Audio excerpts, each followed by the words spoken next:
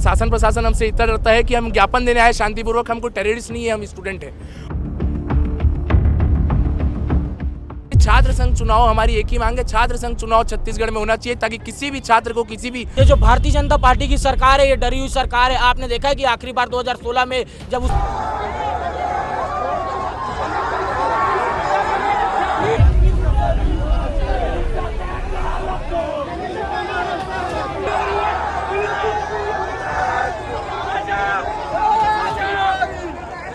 बदसलूकी हो रही है, लगातार हर वर्ष फीस बढ़ रहा है, पेपर का जो सही से टाइम टेबल है वो नहीं आ रहा है। कंटिन्यू सही में बीएड वालों के साथ तो बहुत ही नाइंसाफी हो रही है।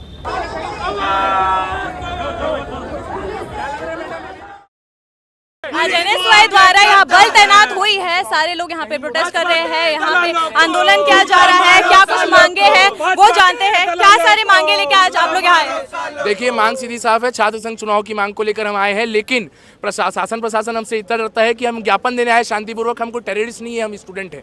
और यहाँ पे इतना तगड़ा बैरिकेड लगा दिया है, हर थाने के टीआई को बुला लिया गया है, सीएसपी साहब भी, वरिष्ठ सीएसपी साहब भी यहाँ मौजूद हैं।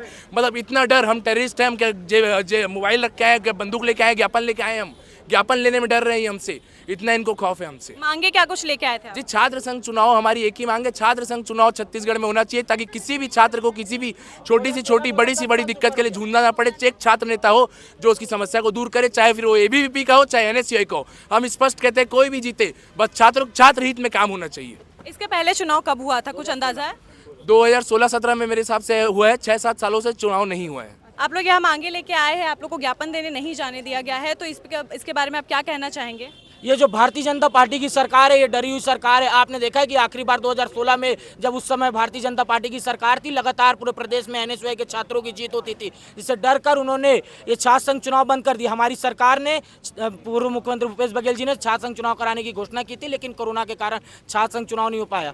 हम लगातार तत्कालीन मुख्यमंत्री विष्णुदेव साय से ये मांग कर रहे हैं कि छात्र संघ चुनाव हो, लेकिन वो इस पर ध्यान नहीं दे रहे। आप देख रहे हैं कि प्रदेश में हर विद्यालय महाविद्यालय में लगातार छात्रों के साथ बदसलूकी हो रही है, लगातार हर वर्ष फीस बढ़ रहा है, पेपर का जो सही से टाइम टेबल है वो नहीं आ रहा है, पेपर लीक जैसे मामले हो रहे हैं। लेकिन उसके बाद भी ये सोई हुई सरकार है, जिसको जगाने के लिए एनएसयूआई के छात्र प्रतिबद्ध है।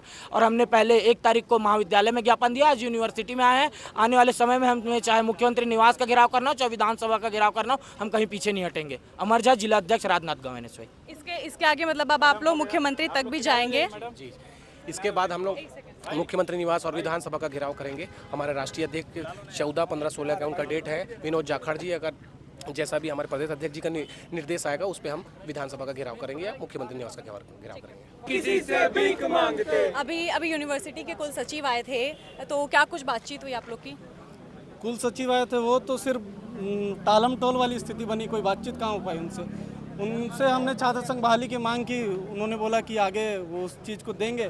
फिर हमारी एक मांग थी कि इंग्लिश जो पेपर आया था वो आउट ऑफ सिलेबस, मतलब पुराना सिलेबस था, नया सिलेबस के हिसाब से आया नहीं था, आपने उसकी जानकारी नहीं दी।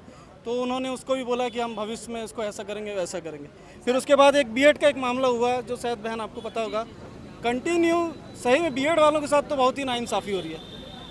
आप देखिए, नौकरी कर रहे थे तो निकाल दिया गया, आगे की नौकरी का उनको अता पता नहीं। अभी भी बेचारे हमारे जैसे प्रोटेस्ट ही कर रहे हैं। अब जो आगे जो पढ़ने वाली उनकी पीढ़ी है, लाख रुपए देती है प्राइवेट कॉलेजों को वसूली के रूप में, और जिसका ना रिसिप्ट है ना कुछ है, सब जानकारी सबके पास में, पर यूनिवर्सिटी बोलने को तैयार नहीं है। मैं तो सोचता हूँ अगर यूनिवर्सिटी के पास पैसा आ रहा है तो कुछ फंडिंग करके यूनिवर्सिटी अपने आप को बना ले।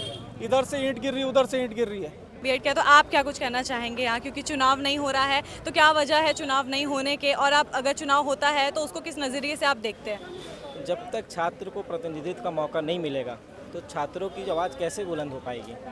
सब बच्चे जानते हैं, थोड़ा सा घबराते हैं और कुछ चीज़ करते हैं, तो अगर उनका प्रतिनिधित्व रहेगा तो वो बात यहाँ तक पहुँचेगी ना। जैसे अभी जो इंग्लिश वाली बात हुई, आपने देखा, वो बताया कि इंग्लिश पेपर का अभी तक कुछ नहीं हुआ, क्योंकि वो बात पहुँच नहीं पा रही है, उतने लोग उसको प्रभावित नहीं कर पा रहे हैं। तो आज वो सर बोल दिए ना कि नहीं ऐसा होगा, ये होगा, बोनस नंबर नहीं मिलेगा।